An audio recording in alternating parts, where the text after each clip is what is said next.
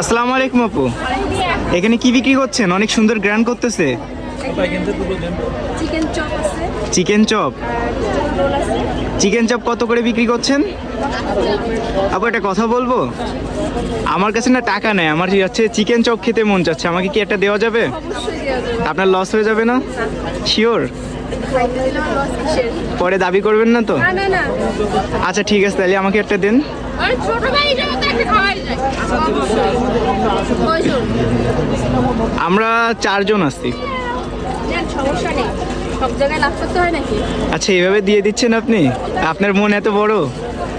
আসলে আমি মেলাতে আসছিলাম তো, আসলে আপনার মনটা পরীক্ষা করছিলাম, অনেকে আসলে দিতে চায় না, তো আপনি যে হুট করে দিয়ে দিলেন, আসলে আপনি কোন টাকার জিনিস, তার কাছে টাকা নাই, সে চাচ্ছে আর আমি না মানে ইয়ে করবো।